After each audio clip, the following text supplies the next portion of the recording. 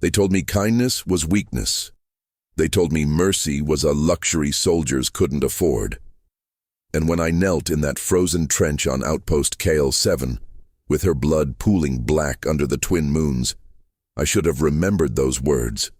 I should have let her die. But I didn't. And that choice, that single, stupid act of human compassion, set in motion a chain of events that would bring the Vrex Dominion to its knees. They say my name now in their war halls, in their execution protocols, in the whispered prayers of their dying. They say it with fear, with hatred, with something that sounds almost like respect. This is how it happened. This is how one broken human soldier became the thing that even the galaxy's apex predators learned to dread. The cold on Kael-7 wasn't just cold. It was the kind of cold that made your bones ache, that turned your breath into crystals before it left your mouth, that killed you slowly from the inside out. We'd been holding the mining outpost for 43 days, me and what was left of 3rd Platoon. Started with 64 Marines. Now we were down to 11. The Vrex didn't need the outpost. They didn't need the minerals we were dying for. They just wanted to prove a point. That humanity was soft. That we broke easy. That our little alliance with the Galactic Council meant nothing when real power came knocking. They'd been testing us for months across a dozen frontier worlds, probing, pushing, seeing how much pressure it took before we folded. Kael-7 was supposed to be an easy win for them. Isolated. No reinforcements. No supply lines.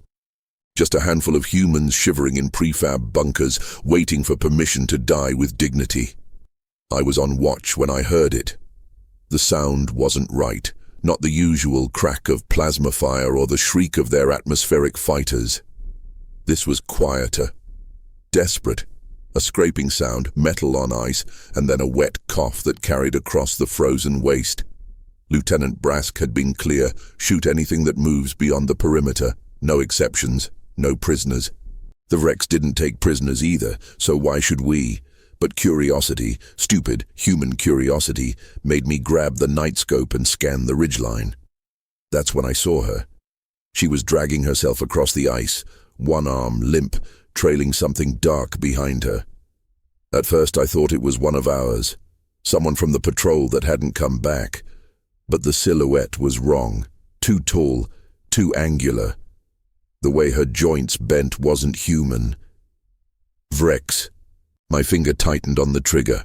Orders were orders. The Dominion had killed billions. They'd glassed entire colonies, turned men and women and children into ash and memory. They'd earned every bullet we could give them. But she wasn't attacking. She wasn't calling for backup. She was dying. I watched through the scope as she collapsed, tried to rise, collapsed again. Her breath came in ragged clouds. Whatever had hit her hard, probably one of our proximity mines, judging by the shrapnel wounds across her side. I should have pulled the trigger. Instead, I clicked the safety on, slung my rifle, and climbed out of the trench. The walk to her position felt like walking into a grave. Every step crunched too loud, every breath burned too cold. I kept my sidearm drawn, expecting a trap. Expecting her to spring up with some hidden weapon and prove that kindness was, indeed, weakness. But when I reached her, she just looked up at me with those triple iris eyes, gold and silver and something like amber, all moving independently, and made a sound I'd never heard from a Vrex before. A whimper. She was young. I don't know how I knew that, but I did. Maybe it was something in the way she moved, or the panic in her eyes, or the fact that she wasn't wearing full combat armor like the shock troops we usually faced. Just a stealth suit, torn and useless now, with blood. Her blood, black as oil in the moonlight, seeping out from a dozen puncture wounds. Easy, I heard myself say, which was insane because she probably didn't understand English, and even if she did, she had no reason to trust me. She hissed, tried to pull away, but didn't have the strength. Up close, I could see the damage clearly. Shrapnel had torn through her abdomen and right thigh. Without treatment, she'd bleed out in minutes. I'd been a combat medic before they handed me a rifle and told me to point it at things. Old habits die hard. I pulled my field kit, popped it open, and started working before my brain could catch up to what my hands were doing. Hemostatic gel on the worst of the wounds, pressure bandages where I could manage them. Her anatomy was different, organs in strange places, blood vessels that branched in patterns that made no sense. But trauma was trauma. Stop the bleeding, stabilize, keep them alive long enough to figure out the rest. She watched me the whole time, those eyes tracking every movement, waiting for the knife, waiting for the betrayal. It never came. When I'd done everything I could with the supplies I had, I sat back on my heels and met her gaze. "You're going to live," I said, even though she couldn't understand. For now, anyway.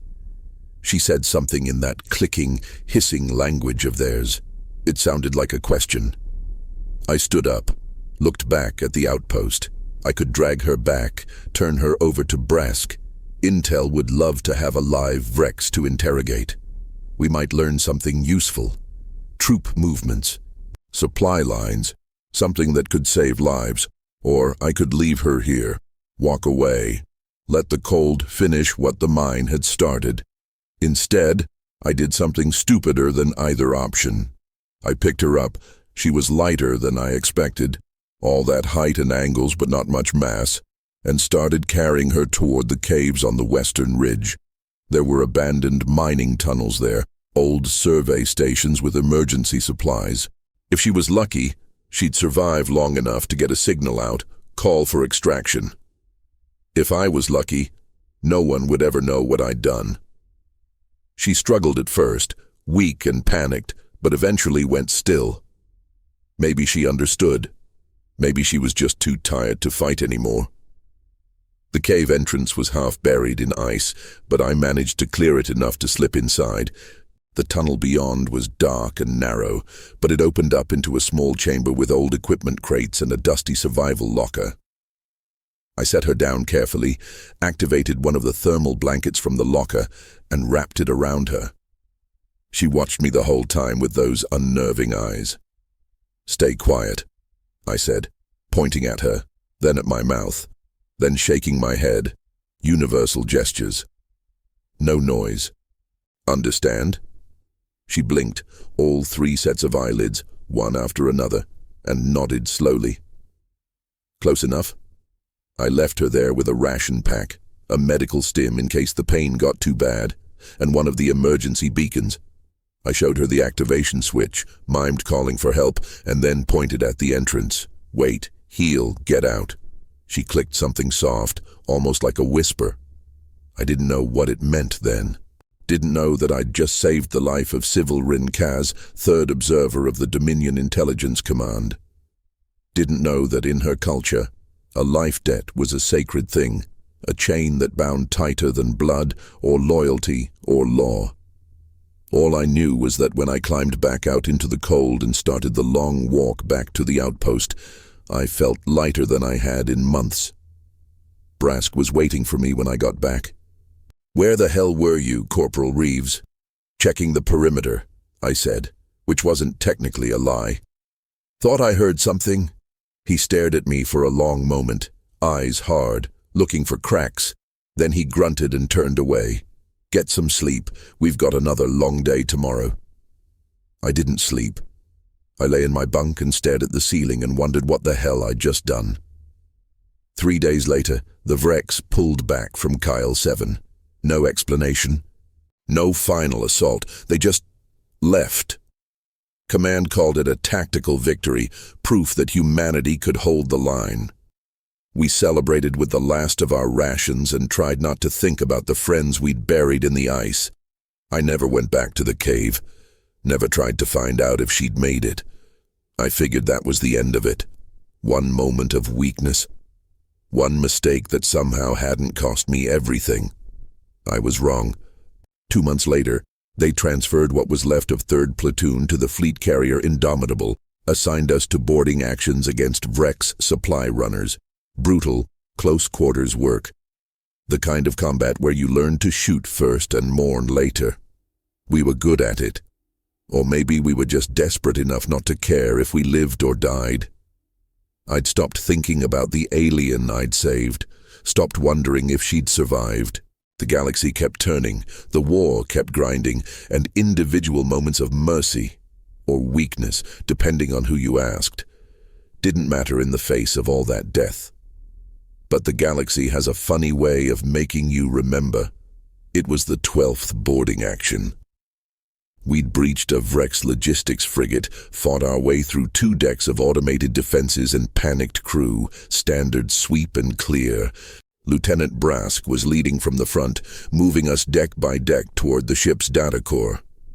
That's when the ambush hit. They'd been waiting.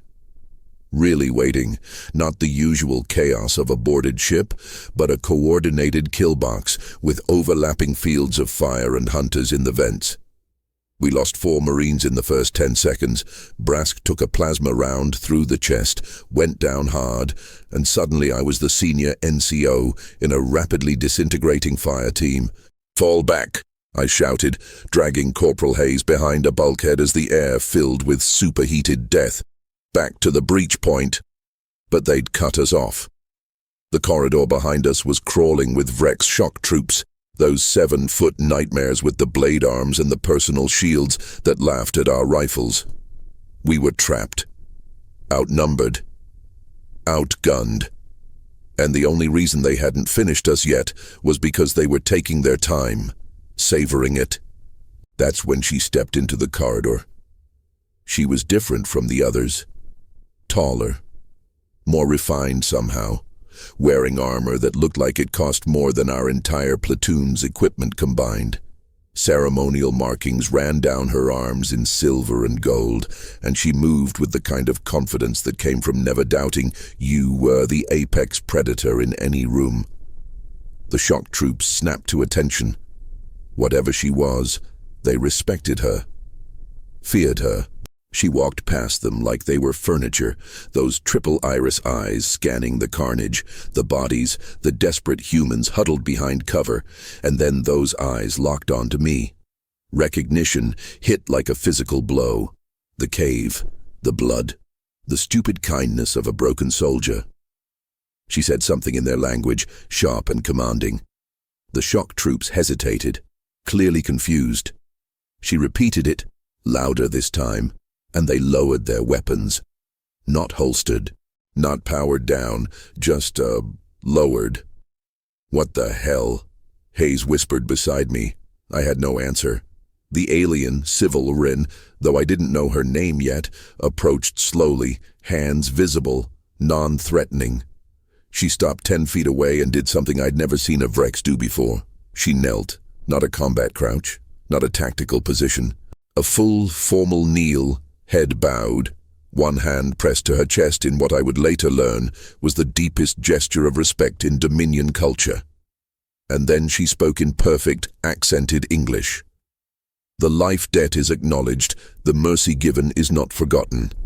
This vessel and its contents are forfeit. Take your wounded and go, Corporal Marcus Reeves. The Dominion will not pursue." The corridor went silent, except for the hiss of damaged life support and the ragged breathing of dying men. Hayes found his voice first. "Sir, what the fuck is happening?" I couldn't answer because I didn't know, didn't understand how she knew my name, my rank, how she'd learned English, why she was offering us a way out when we were dead to rights. "Why?" I managed to ask. She raised her head, met my eyes with those unsettling triple irises. "Because you could have let me die. Because you showed mercy when you had every reason for hatred. Because your species continues to surprise us in ways we did not think possible." She stood, turned to her troops, and barked another command. They filed out, disciplined and silent, leaving us alone with the corpses and the ruin. Before she left, she looked back at me one last time. "Your name is marked in our protocols now, Marcus Reeves, not for execution, for something else. We will meet again." Then she was gone, and we were left in the echoing quiet of a battle that shouldn't have ended this way. We gathered our wounded, grabbed what intel we could from the data core, and got the hell out. Command called it a miracle, a tactical oversight by the enemy. Dumb luck in a war where luck usually ran the other way. I didn't correct them. But after that, things changed. The Dominion started pulling back from contested zones, not everywhere. They were still fighting on 100 fronts, but specifically from operations where 3rd Platoon was assigned. Boarding actions that should have been bloodbaths turned into light resistance. Ambushes that should have wiped us out never materialized. It took Command 3 months to notice the pattern. It took them another month to figure out I was at the center of it. The interrogation wasn't friendly. Military intelligence doesn't like anomalies. And I was an anomaly wrapped in a mystery, wrapped in a lot of dead Vrex who should have killed me but didn't. Corporal Reeves, the interrogator said, some colonel whose name I never learned, sitting across a steel table in a room designed to make you feel small. You've been involved in 18 combat actions in the last 4 months. In every single one, Dominion forces withdrew at critical moments. Care to explain that? Good tactics, I offered. He didn't smile. We've intercepted Dominion communications. They're talking about you, specifically. They have a word for you in their language. Veshkaran. Do you know what that means? I shook my head. It means the one who should not exist. The one who broke their understanding of how humans behave. He leaned forward. What did you do, Corporal? So I told him, all of it. The cave, the wounded Vrex, the kindness that was supposed to be weakness. He listened without interrupting, his expression carved from stone. When I finished, he was quiet for a long time. You understand, he finally said, that you committed treason, giving aid to an enemy combatant during wartime. That's a capital offense. Yes, sir.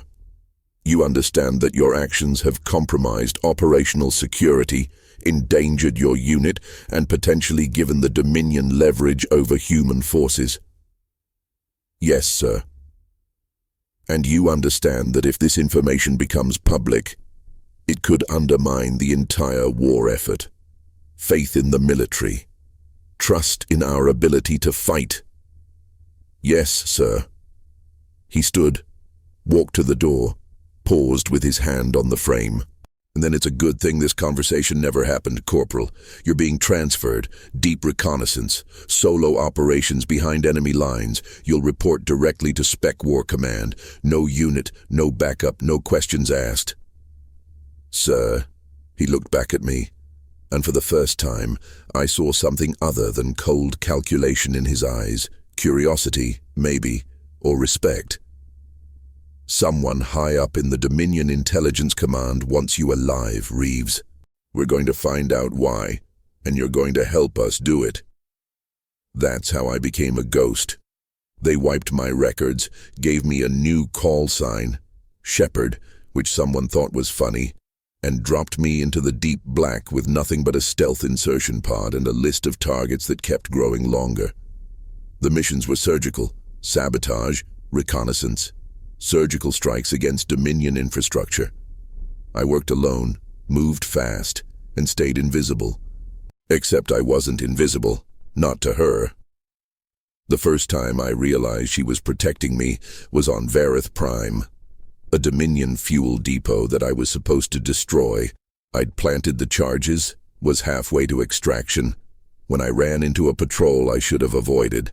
They had me cornered, weapons charged, the usual routine, and then their comm officer received a priority override, listened, went pale, or whatever the Vrex equivalent of pale was. Stand down, he said, voice shaking slightly. Human is designated Veshkaran. Observer Kaz has claimed jurisdiction. Let him pass. They stepped aside like I was radioactive. It happened again on Kelly's station, on the mining colony of Therax 9. On a dozen black ops raids where I should have been killed or captured but somehow walked away with nothing but bruises and questions. She was out there, somewhere in the Dominion's vast intelligence apparatus, watching over me like a guardian angel with too many eyes and a conscience that didn't fit her species' reputation. I didn't understand it, didn't understand why she cared. A life debt was one thing, but this was something else, something bigger. I finally got my answer 6 months into my new assignment. The mission was supposed to be simple. Infiltrate a Dominion research facility on the moon of Kralix. Steal data on their new weapon systems. Get out clean. Standard spycraft. Except when I breached the facility's data core, she was waiting for me. Not with guards, not with weapons, just her, sitting in the darkness with her hands folded, patient as death. "Hello, Marcus," she said softly. I kept my rifle trained on her, but we both knew I wasn't going to pull the trigger. "This a trap?" "No, this is a conversation." She gestured to the terminal beside her. "Take what you came for. I have already ensured the security systems will not register your intrusion. You have 8 minutes before patrols return. Why are you doing this?" "Because the war is wrong." I lowered my rifle slightly. "Your Dominion intelligence. You run the war. I observe the war. I analyze the war. And I have come to understand that my species is making a catastrophic mistake." She stood, moved closer, and I saw something in her expression that looked almost human. Sadness. "We believed you were weak, that your compassion was a flaw, that mercy was the luxury of species too soft to survive in a hostile galaxy. And now I have seen what you do with that mercy, how you turn it into strength, how you fight harder for those you love than we ever could for territory or resources or ideology." She touched the side of her face, where faint scars marked where the shrapnel had torn through. "You saved me when I was your enemy, when you had every reason to let me die. And in doing so, you showed me that perhaps weakness and strength are not what my people thought. So what? You're going to betray your species because I played medic one time. I am going to stop them from making the same mistakes I did, from underestimating your species until it is too late." She pulled a data chip from her armor and held it out.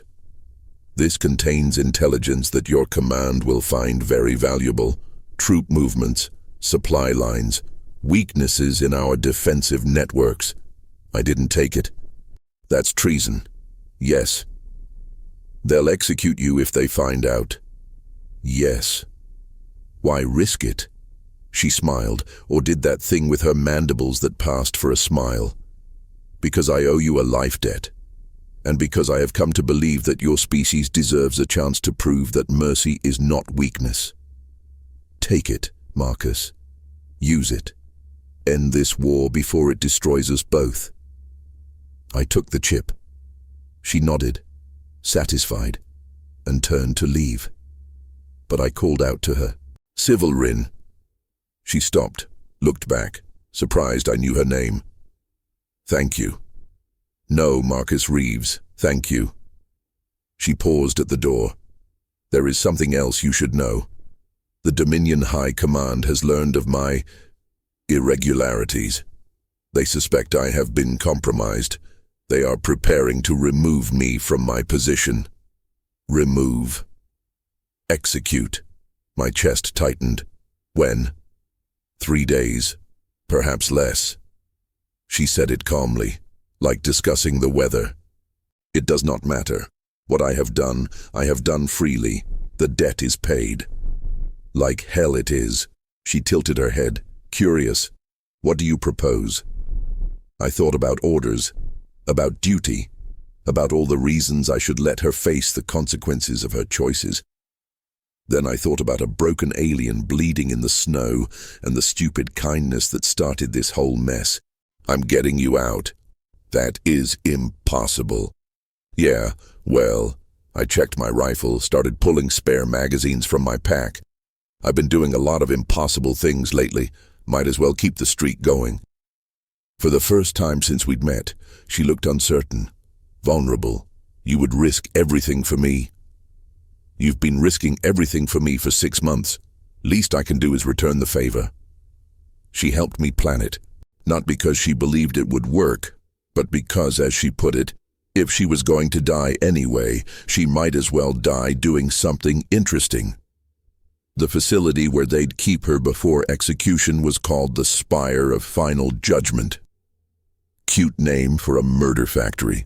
It was on the Dominion capital world, Vrex Prime, deep in the heart of territory where no human had ever set foot and lived to tell about it. Outing. The security is absolute, Civilrin explained, pulling up holographic displays of the structure, 30 levels, automated defenses, elite guard units, biometric locks, keyed to Dominion DNA. And that's before you factor in the fact that you'll be the only human on a planet with 4 billion Vrex, who would very much like to see you dead. So you're saying it'll be difficult? She made that sound that I'd learned was Vrex laughter. I am saying it is suicide. Good thing I'm already dead then. I studied the layout, looking for weaknesses, angles, anything I could exploit. How long do we have? They will arrest me in 47 hours. The trial, if you can call it that, will last perhaps 6 hours. Then execution. So we have 2 days to plan an impossible rescue, infiltrate the most secure facility in the Dominion, and get out alive. Correct. I leaned back, felt the weight of what I was proposing settle onto my shoulders. This wasn't a sanctioned op. Command didn't even know I was considering it. If I did this, I'd be a deserter, a traitor. Everything I'd sworn to protect would mark me as an enemy. But when I closed my eyes, all I saw was her kneeling in that corridor, offering us a way out when she didn't have to. Protecting me for 6 months when every instinct of her species screamed for my blood. Some debts couldn't be measured by duty or orders. All right, I said. Here's what we're going to do. The plan was insane.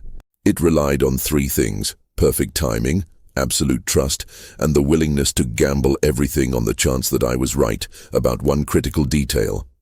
That Vrex arrogance could be a weapon if you knew how to use it. Civilrin surrendered herself to Dominion security exactly as scheduled. I watched from a distance as they arrested her, stripped her of her rank and insignia, and transported her to the spire. She didn't resist, didn't protest. Just accepted it with the same calm dignity she'd shown in everything. I spent those 2 days preparing. Stolen Dominion stealth tech, forged credentials, a weapon that wasn't on any official manifest, and a recording of Civilrin explaining, in perfect Dominion protocol language, that I was her prisoner, her trophy. The human who had somehow survived everything the galaxy threw at him, now captured and ready for interrogation. It was a lie, wrapped in truth, wrapped in desperation. But it was all I had. Infiltrating Vrex Prime was easier than expected, mostly because no one expected it. Humans didn't have the tech for deep space stealth insertion. Humans didn't have the intelligence networks to forge Dominion transport credentials.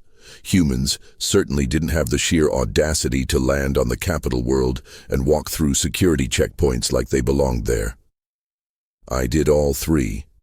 The hardest part was the walk through the city to the spire.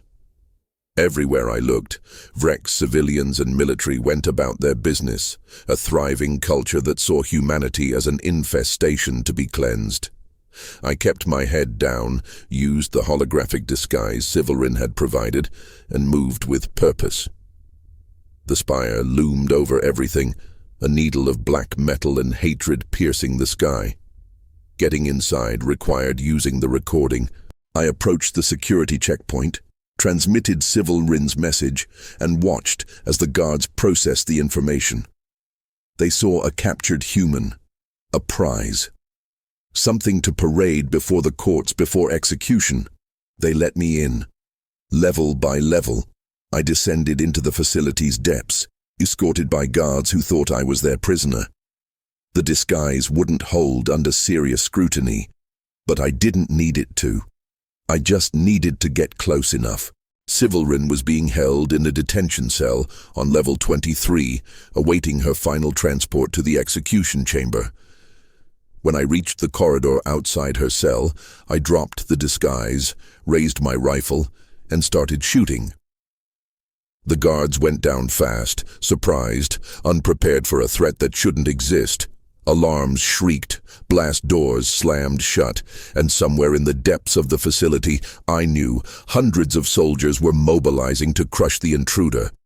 I blew the lock on her cell, stepped through the smoke, and found her sitting calmly on the bench, hands folded, like she'd been expecting me. "You actually came?" "Said I would." I tossed her a weapon, one of the guards' plasma rifles. "We've got maybe 3 minutes before this entire building comes down on us. You remember the plan? The insane plan that involves us fighting through 30 levels of elite soldiers with no backup and no realistic escape route? That's the one." She stood, checked the rifle's charge, and smiled that disturbing Vrex smile. "Then let us die memorably." The fighting was brutal, close quarters, no room for finesse or tactics, just violence and speed and the desperate knowledge that every second counted. We moved up through the levels, leaving bodies and chaos in our wake, pushing toward the roof where I'd hidden the extraction craft. They adapted fast, started using the facility's automated defenses against us, sealing corridors, flooding rooms with nerve gas, deploying hunter drones that moved like liquid metal death. On level 18, we got pinned down. 50 soldiers between us and the next access point, and no way through without getting shredded. That's when Civilrin did something I didn't expect. She handed me her rifle, pulled a small device from her armor, and looked at me with those impossible eyes. The device is a signal beacon. It will broadcast my final testimony, everything I learned about your species, everything I believe about this war, to every intelligence officer in the Dominion. They cannot stop it once activated. Don't. Marcus, listen to me. My death was always part of this. But my death can mean something. It can plant seeds of doubt in minds that have never questioned. It can show them what I saw in you. We can both get out of this. No. She said it gently with finality. We cannot, but you can. You must. She pressed the beacon into my hand. Live, Marcus Reeves. Live and show them that mercy is the strongest weapon of all. Before I could stop her, she charged the corridor, screaming a battle cry that shook the walls, drawing all fire onto herself. I watched, frozen, helpless, as she became a moving target, a sacrifice, a distraction that gave me the opening I needed. She lasted 19 seconds. It felt like 19 years. When she fell, something inside me broke. All the anger, all the grief, all the rage I'd been carrying since Kael-7 crystallized into a singular purpose. I was going to make them pay. I don't remember much of what happened next, just fragments. The beacon activating, her voice echoing through Dominion channels, calm and clear and damning. The soldiers hesitating, confused, orders contradicting orders as the command structure fractured under the weight of her testimony.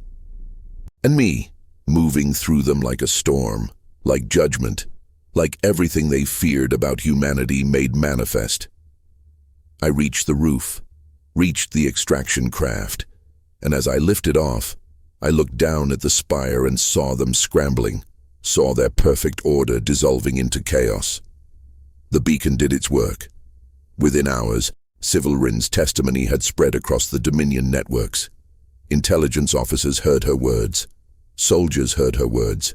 And some of them, not all, but enough, started asking questions that their leadership couldn't answer.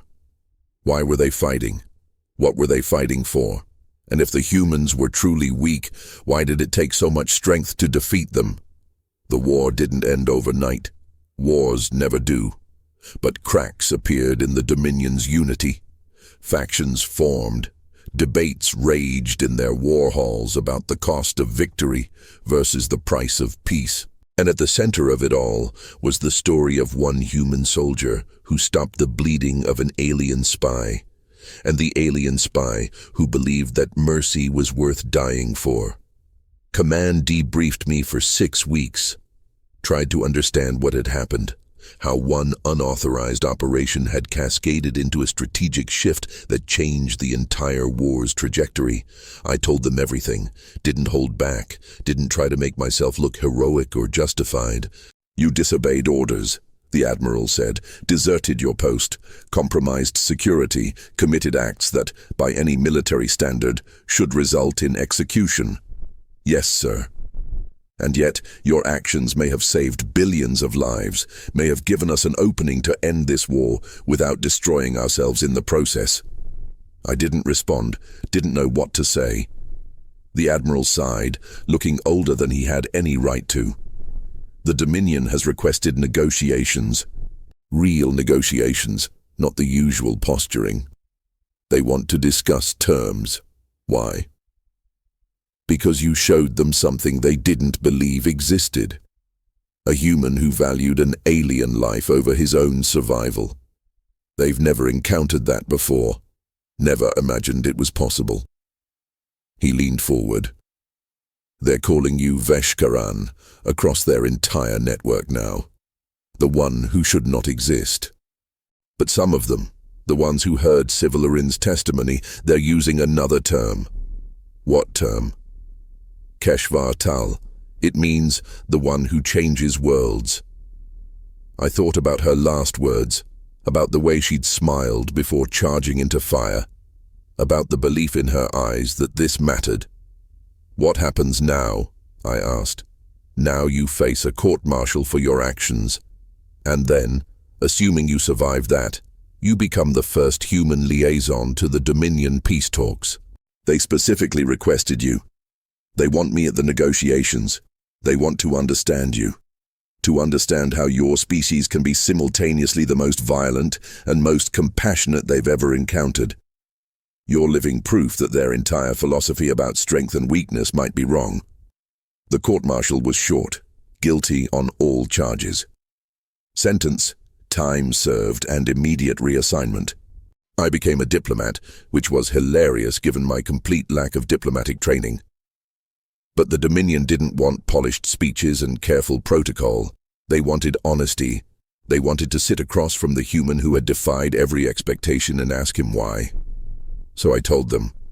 I told them about Kael-7, about the cold and the blood and the choice to save a life when I should have taken it. I told them about the 11 soldiers I'd fought beside, the friends I'd buried, the weight of every decision made under fire. And I told them about Sivalarin, about her courage, her sacrifice, her belief that a better way existed if both sides were brave enough to reach for it. Some of them listened, some of them didn't, but enough listened that negotiations moved forward, treaties were drafted, and slowly, painfully, the war began to wind down. It took 3 more years. 3 years of battles and losses and moments where it almost fell apart. But in the end, we signed the accords on the anniversary of Sivalarin's death, in a ceremony that brought together humans and Vrex in ways that once seemed impossible. They built a monument to her on Vrexa Prime, called her a visionary, a martyr, the one who saw beyond the boundaries of her species and paid the ultimate price. I visited it once, stood in front of her memorial, and tried to find words that matched what I felt. In the end, I just said what I'd said in that cave on Kael-7, when I'd saved her life without knowing what it would cost. You're going to live, in memory, in change, in everything we build from this. The inscription on the memorial was simple, just 2 lines in both languages. She taught us that mercy is not weakness. He showed us that kindness is the strongest weapon. Sometimes, late at night when sleep won't come, I think about that moment in the snow, about the choice I made, about how easily I could have walked away, could have pulled the trigger, could have let the cold finish what the mind started. They tell me I'm a hero, that I changed history, that my name will be remembered for generations. But I don't feel like a hero. I feel like a soldier who got lucky, who made a choice based on instinct rather than logic, and somehow stumbled into starting something bigger than himself. The war changed everything. Humans and Vrex still eye each other warily, still carry the scars of what we did to each other, but we're trying, building bridges, learning that the galaxy is big enough for both compassion and strength, for both mercy and justice. And somewhere in the protocols of the Dominion Intelligence Command, my name is still marked. Not for execution, for remembrance, for the lesson that sometimes the most human thing you can do, the thing that defines us more than any weapon or technology or tactical brilliance, is to stop, kneel in the snow, and help someone who has every reason to hate you. They were right about one thing. Kindness was my last mistake as the soldier I used to be. But it was the first right choice I made as the person I needed to become. 3 weeks ago, I received a package. No return address, no identification, just a small box with a note inside written in careful English. Thank you for showing me that mercy is not weakness. My sister lives because of you. Her children will know your name. The debt is honored. The peace is kept. Kaz family, Vrexa Prime. Inside the box was a single item, a military medal from the Dominion, given to those who sacrifice everything for a cause greater than themselves. I keep it on my desk next to my own medals, a reminder that wars are won by soldiers, but peace is built by people willing to see their enemies as something more than targets. Every morning, I wake up and see those medals side by side, human and Vrex, different but equal, and remember a frozen night on Kael-7 when I made the choice that changed everything. They say my name in war halls now, in peace conferences, in classrooms where human and Vrex children learn together. Veshkaran, Keshvatal, Marcus Reeves, the soldier who stopped the bleeding, the man who chose mercy, the one who changed worlds by refusing to let kindness die in the cold. I don't know if I deserve those titles. Don't know if any of what happened was worth the cost, the lives lost, the years of war, the slow and painful road to something resembling peace. But I know this. When I knelt in that snow and chose to save a dying alien, I wasn't thinking about history or consequences or the weight of the galaxy's future. I was just thinking about one simple truth that every medic knows, every soldier learns, every human carries in their bones. Life is precious, all life. Even the life of your enemy, especially the life of your enemy, because that's when mercy means the most. That's when kindness becomes revolutionary. That's when the simple act of stopping the bleeding becomes the thing that changes everything. They told me kindness was weakness. They were wrong. Kindness was the weapon that won the war, and mercy was the foundation of everything that came after.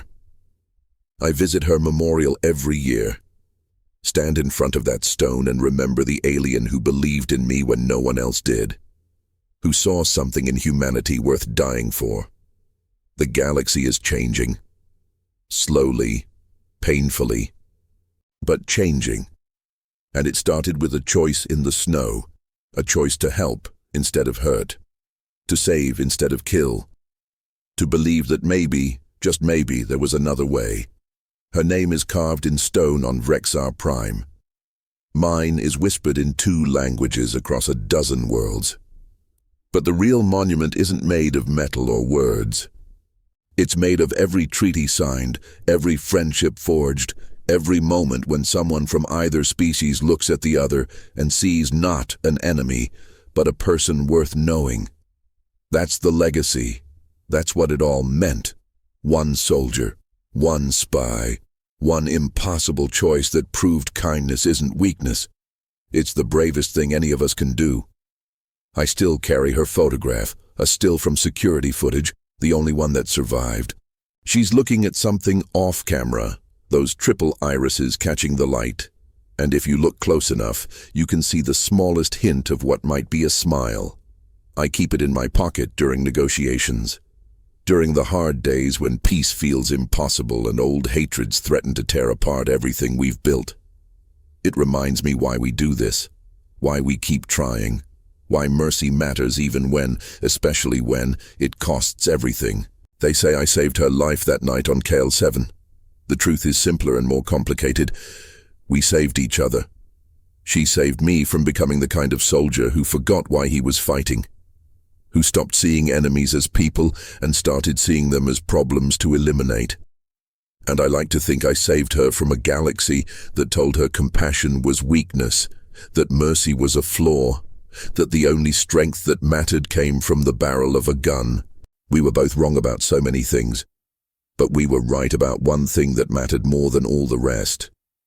In the end, after all the battles and treaties and years of war, the thing that saves us isn't superior firepower or tactical brilliance or unbreakable will. It's the willingness to stop, to kneel, to help, to be kind when every instinct screams for revenge. That's what makes us human. That's what makes us strong. That's what changes worlds.